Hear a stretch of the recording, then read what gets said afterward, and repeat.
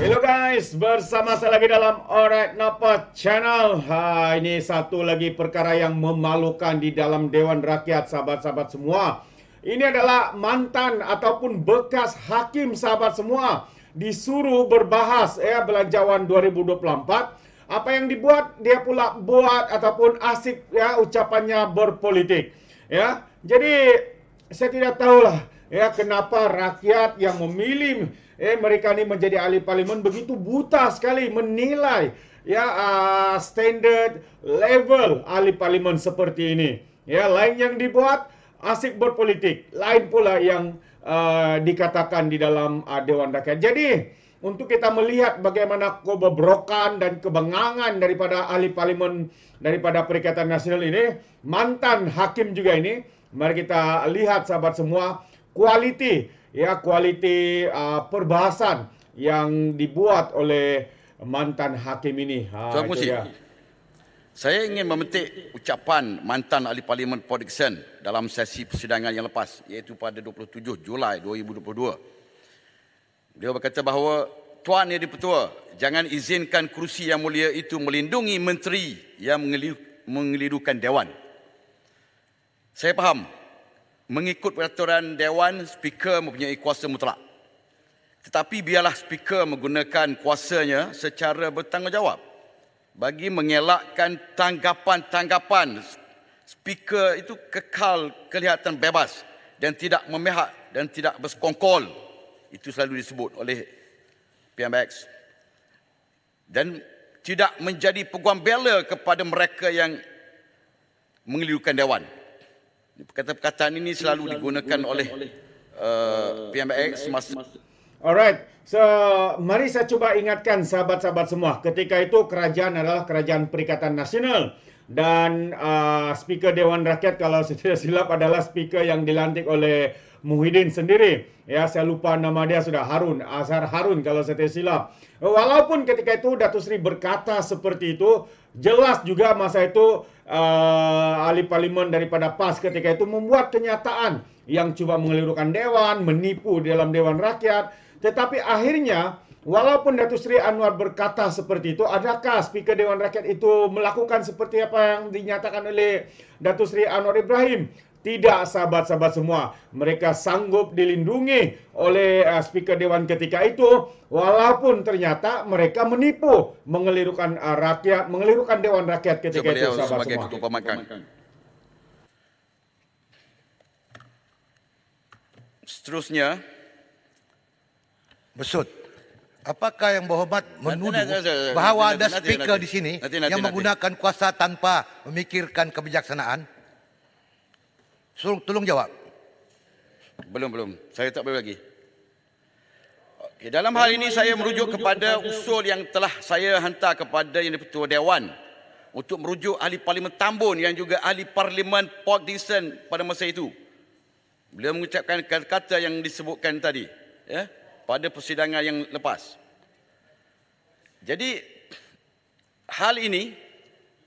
dalam hal ini pada 19 September 2023, ahli parlimen Tambun telah membuat kenyataan bersangkaan jahat kepada saya dengan mengatakan dan juga mengelirukan dan mengatakan bahawa saya membaca ayat Quran mengikut selera nafsu saya dan menggunakan ayat Al-Quran untuk mendapatkan projek. Tidak ada langsung saya sebut projek ke apa ke, tapi beliau sendiri yang menafsirkan begitu.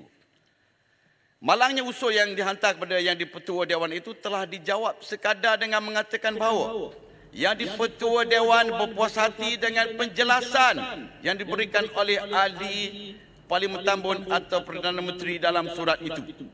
Yang di-Pertua Dewan juga gagal menyatakan apakah penjelasan yang telah diberikan oleh ahli Parlimen Tambun tersebut. Ini mau berbahaskan apa nih? Sama ada perjalanan penjelasan yang diberikan itu jadi sahabat semua, kamu boleh nampak, kamu boleh dengar sekarang ini sebenarnya perbahasan untuk belanjawan 2024. Dan kebebasan. Tapi beliau pula asik dengan politiknya, asik dengan kebengangannya, asik dengan kebodohannya, sahabat-sahabat semua.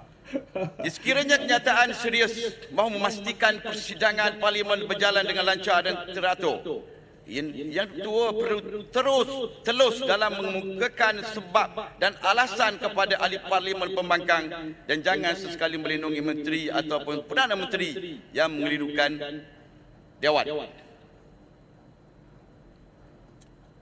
Dan seterusnya, Dalam membaca, saya ingin rujuk kepada butiran 0100 pendakwaan dan juga butiran 030200 perbicaraan dan rayuan. Jadi saya merujuk kepada pengururan kes Mahkamah terhadap Timbalan Perdana Menteri Datuk Seri Ahmad Zahid yang juga ahli Parlimen bahagian Datuk. Berdasarkan kepada laporan akhbar, pihak pelawak raya perlu memanggil sehingga 99 orang saksi bercakap sebelum pun pendakwaan berjaya tersekat-sekat. membuktikan kes provokasi. Inikah Soalan standard saya, daripada pembangkang ini, berapakah sahabat-sahabat semua? kes Memalukan. kos yang ditanggung oleh kerajaan bagi mengendalikan kes tersebut. Bermula dari hari pertama pendakwaan sehinggalah sewaktu kes digugurkan walaupun pihak pendakwaan berjaya membuktikan kes prima facie. Kita lihat apa yang Hakim Datuk Colin Lawrence mengatakan Dia semasa membuat kata keputusan. kes itu digugurkan. Kes Zahid bukan Dia mengatakan digugurkan, bahawa sahabat-sahabat semua. andainya pihak Dia pendakwaan dilepaskan memutuskan tanpa dalam masa dibebaskan. terdekat Sekali bahawa lagi mereka satu tidak penipuan akan besar meneruskan pendawaan, daripada bahawa MP Besut banyak ini. masa kehakiman yang berharga akan terbuang di samping membazirkan banyak wang Membaca pun masih membayar tersekat-sekat cukai. dia. Dan dengan ini Macam budak mahkamah tadika. ditangguhkan. Sila gulung. Adakah dengan peruntukan yang ada nak digunakan juga untuk membuka kes-kes lain, contoh kes Bagan? Adakah begitu? Dan saya ingin merujuk Yang berhormat Kesian. tidak boleh membuat andaian. Saya Dalam telah Dewan Rakyat ini mana boleh ada membuat pertanyaan saya, andaian. adakah Yang berhormat tidak boleh Peraturan Dewan. tidak boleh melakukan selera sendiri. Timbalan Pengurusi Peraturan Dewan. Saya tidak mahu mengganggu tadi. Saya Imam Mat Besut merupakan seorang bekas peguam dan magistrat. Beliau arif mengenai peruntukan undang-undang. Tapi kalau yang Muhammad Timbalan Pengurusi lihat peruntukan 36 kurungan 8 tidak boleh dibangkitkan mana-mana perkara yang sedang dibicarakan di mahkamah. Jadi saya tidak mahu mengganggulah, tapi saya minta supaya Yang Muhammad lebih arif daripada saya, bekas hakim dan juga seorang peguam, tidak boleh dibangkitkan dalam Dewan perkara-perkara melibatkan kes undang-undang yang berhormat Bagan ataupun yang berhormat Bagan Datuk. saya tidak bercerita pasal fakta kes. Okay? Saya bercerita pasal sama ada peruntukan yang ada ini. Kalau dah Tidak, yang berhormat bercerita soal andaian. Andaian kepada Bagan. Mana boleh. Yang berhormat yang arif tak boleh buat begitu. Akhirnya Puan. Terbaik Jadi speaker kinabatangan. kena diberhentilah. Tak boleh dia buat andaian. Akhirnya Puan. Saya menggesa kerajaan. Okey. Berhentilah membuli ahli-ahli parlimen pembangkang. Ya, saya cukup kecewa. Timbalan Pengurusi. Pendakwaan Ini terhadap saya- ahli-ahli parlimen pembangkang. Timbalan Hari ini Pengurusi. siasat, besok tuduh.